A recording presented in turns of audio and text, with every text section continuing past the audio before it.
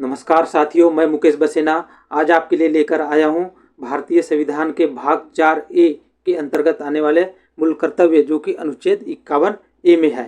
ठीक है, इस वीडियो में उन सारे तथ्यों का समावेश किया गया है जो एग्ज़ाम में पूछा जाता है या आने वाले एग्ज़ाम में पूछे जाने की संभावना है, तथा इसमें आपको मिलेगा मतलब कौन सी समिति गठित की गई थी मूल कर्तव्य जोड़ने के लिए, मूल कर्तव्यों का क्रियान्वयन कैसे होगा, मूल कर्तव्य की विशेषता क्या है, आखिर मूल कर्तव्य की आलोचना क्यों किया जाता है, मूल कर्तव्य का महत्व क्या है। ठीक है, बाध्यकारी है या बाध्यकारी नहीं है, इन सारे तथ्यों का इसमें समावेश किया गया है।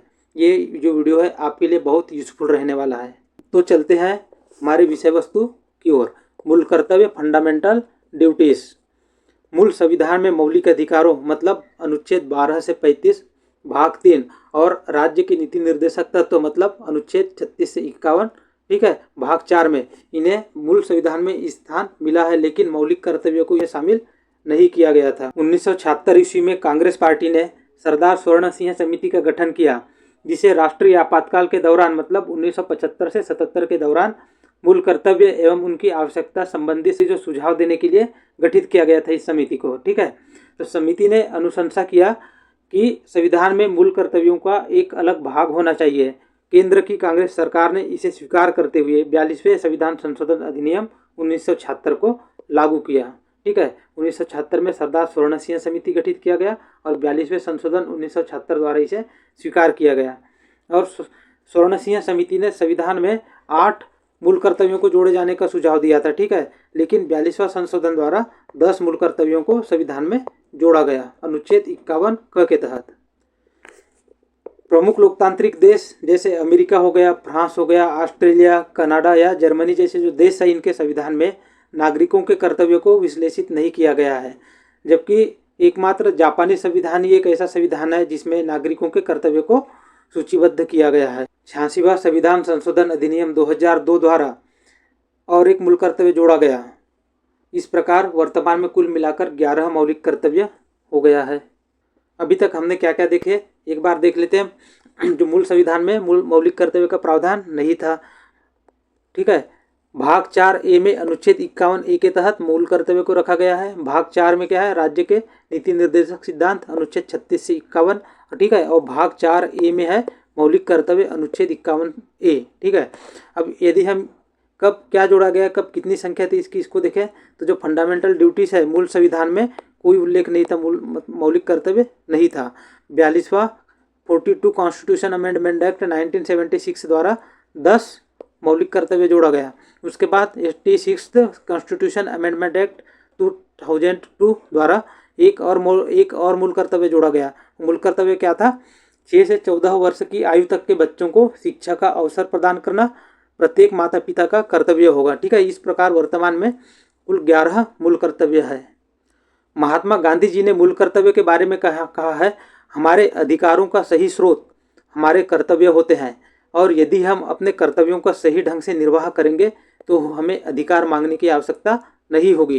प्राचीन काल से ही भारत में कर्तव्यों के निर्वहन की परंपरा रही है और व्यक्ति के कर्तव्यों पर जोर दिया जाता रहा है।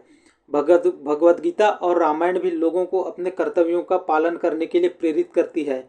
जैसा कि गीता में भगवान श्री कृष्ण ने कहा है कि व्यक्ति को फल की अपेक्षा किए बिना अपने कर्तव्यों का निर्वहन करना चाहिए। कहा गया है, कर्मण्यो माँ काधिवारस्ते माँ फलेषु कदाचने। ठीक है, एक जिम्मेदार नागरिक होने के नाते जितना हमें अपने अधिकार के बारे में जागरूक रहना चाहिए, उतना ही हमें अपने कर्तव्य का भी जानकारी होना चाहिए। हमें पता होना चाहिए कि हमारा अधिकार क्या है और हमारा उसके साथ हमारा कर्तव्य क्या है।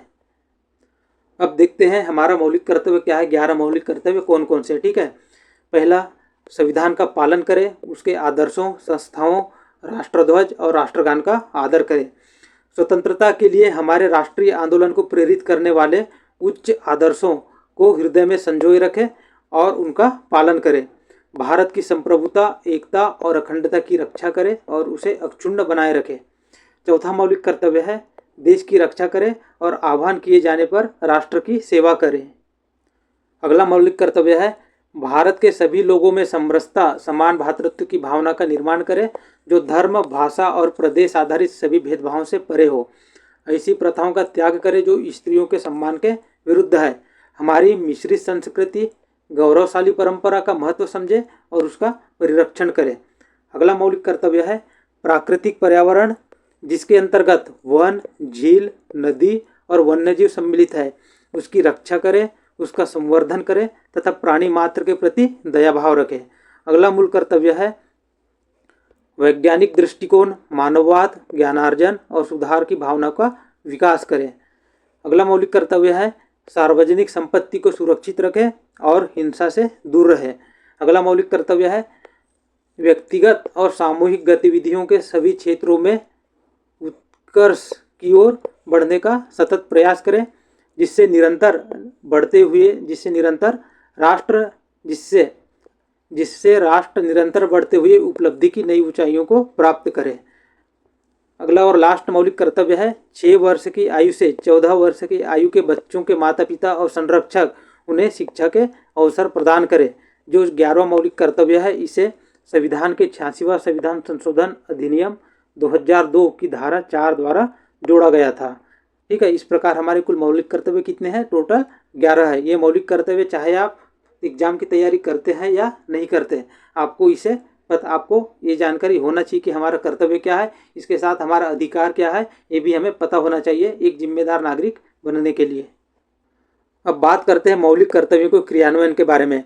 तो साथियों, जो 42वें संशोधन द्वारा संविधान में जिन कर्तव्यों को सम्मिलित किया गया, वैधानिक कर्तव्य, ठीक है, इसका मतलब ये है कि यदि हम कर्तव्य का पालन नहीं करते तो इसके लिए कोई दंड का प्रावधान नहीं है, लेकिन यदि अनुपालन में विफल होने पर दंड का आरोपण करने के लिए संसद विधि द्वारा दंड का विधान कर सकती है। ठीक है, संसद विधि द्वारा दंड का विधान कर सकती है। ठीक है, मौलिक कर्तव्यों को परमादेश द्वारा प्रभावी नहीं बनाया जा सकता है। परमादेश एक रिट है जिसे न्यायालय मूल अधिकारों का उल्लंघन होने पर जारी करते हैं। ठीक है, मौलिक कर्तव्य लोगों पर नैतिक उत्तरदायित्व आरोपित करता है। क्या करता है? नैतिक उत्तरदायित्व आरोपित करता है। ठीक है, प्रशासन इसके लिए उत्तरदायी नहीं हो सकता, जबकि जो रिट है प्रशासनिक अधिकारी के विरुद्ध जारी की जाती है। अब हम देखते हैं मूल कर्तव्यों की विशेषता के बारे में। तो ठीक है, तो मौलिक कर्तव्यों में से जो कुछ मौलिक कर्तव्य है वो नैतिक है, कुछ मौलिक कर्तव्य क्या है? नैतिक, जबकि कुछ जो मौलिक कर्तव्य है वो नागरिक है। ठीक है, जैसे उदाहरण के लिए राष्ट्रीय ध्वज, राष्ट्रगान का आदर करना नागरिक कर्तव्य है, जबकि स्वतंत्रता संग्राम के उच्च आदर्शों का सम्मान एक नैतिक कर्तव्य है। ये मूल्य भारतीय परंपरा, पौराणिक कथाओं, धर्म एवं जीवन पद्धतियों से संबंधित है। ठीक है, मूल कर्तव्य केवल नागरिकों के लिए है, न कि विदेशियों के लिए। मूल कर्तव्य का उल्लंघन करने पर कोई कानूनी दंड का प्रावधान नहीं है, जबकि संसद कुछ विधि बनाकर इसके क्रियान्वयन के लिए कुछ विधि बनाने के अधिकार रखता है। अब बात करते हैं मौलिक कर्तव्य जो है उसकी आलोचना की। ठीक है, तो कर्तव्य की सूची पूर्ण नहीं है, क्योंकि इनमें कुछ अन्य कर्तव्य जैसे कर अदायगी, ठीक है, परिवार नियोजन, मतदान, ये जो है शामिल नहीं है। कर अदायगी के कर्तव्य को, ये जो कर अदायगी का कर्तव्य है इसको स्वर्ण सिंह समिति ने सुझाव में दिया था, परंतु इसको शामिल नहीं किया गया। कुछ कर्तव्य अस्पष्ट एवं बहुवर्ती होते हैं, जिसे आम व्यक्ति समझने में कठिनाई होती है। जैसे क्या हो गया? वैज्ञानिक दृष्टिकोण, उच्च आदर्श, सामाजिक संस्कृति, इनके अलग अलग अर्थ निकाले जा सकते हैं। आलोचकों का तर्क है कि संविधान के भाग 4 में मूल कर्तव्य को शामिल करने से इसका मूल्य व महत्व कम होता है। उन्हें भाग 3 के बाद जोड़ा जाना चाहिए था, ताकि वे अधिकारों के समकक्ष रहते, ऐसा कुछ आलोचकों का मानना है। अब देखते हैं मूल कर्तव्यों का महत्व क्या है। ठीक है, तो पहला महत्व है मूल कर्तव्य समाज विरोधी एवं राष्ट्र विरोधी गतिविधि, जैसे क्या कह सकते हैं कि सार्वजनिक संपत्ति को नष्ट करना, राष्ट्रीय ध्वज को जलाना, ठीक है, इन सारी चीज़ों के चेतावनी के रूप में कार्य करते हैं। नागरिक जब अपने अधिकारों का प्रयोग करते हैं तब मूल कर्तव्य सचेतक के रूप में काम करता है। ठीक है, जैसे नागरिकों को अपने देश, अपने साथी नागरिकों और अपने समाज के प्रति अपने कर्तव्यों के संबंध में भी जानकारी रखनी चाहिए। ठीक है, मूल कर्तव्य नागरिकों के लिए प्रेरणा स्रोत है, जो नागरिकों में अनुशासन और प्रतिबद्धता को बढ़ाते। क्या बढ़ाते हैं? अनुशासन और प्रतिबद्धता। ठीक है, अगला महत्व देखते हैं। अदालतों को किसी विधि की संवैधानिक वैधता एवं उनके परीक्षण के संबंध में सहायक होता है। इस प्रकार इसमें यह व्यवस्था भी की गई है कि किसी कानून की संवैधानिकता की दृष्टि से व्याख्या में यदि अदालत को ये लगता है कि मूल कर्तव्य के संबंध में कोई विधि बनाने का प्रश्न चिन्हित है, ठीक है, निहित है। तो अनुच्छेद 14 या अनुच्छेद 19 जो कि 6 प्रकार की स्वतंत्रता दिया गया है कि इसके संदर्भ में इन्हें तर्कसंगत माना जा सकता है, और इस प्रकार ऐसी विधि जब संसद बनाएगी तो उसको असंवैधानिक होने से भी बचाया जा सकता है। अब देखते हैं मूल कर्तव्यों से संबंधित कुछ अधिनियम। अनुच्छेद 51A(1) से संबंधित अधिनियम है राष्ट्रीय सम्मान अपमान निवारण अधिनियम 1971। राष्ट्रीय प्रतीकों के सम्मान और अपमान को सुनिश्चित करने वाले इस अधिनियम के तहत राष्ट्रीय ध्वज, भारत के संविधान और राष्ट्रगान का अनादर करना कानूनी अपराध माना गया है। दहेज प्रतिषेध अधिनियम 1961 का संबंध है अनुच्छेद 51A(5) से। यह अधिनियम दहेज के लेन देन को प्रतिबंधित करता है। अगला है वन्यजीव संरक्षण अधिनियम 1972। इसका संबंध है अनुच्छेद 51A(7) से। यह अधिनियम दुर्लभ और लुप्तप्राय जानवरों से संबंधित व्यापार की रक्षा और विनियमन करता है, संरक्षण प्रयासों को बढ़ावा देता है और जैव विविधता का संरक्षण करता है। अगला है वन संरक्षण अधिनियम 1980, जिसका संबंध है अनुच्छेद 51A(7) से। यह अधिनियम वनों, उनके संसाधनों और टिकाऊ पर्यावरणीय प्रयासों के संरक्षण पर केंद्रित है।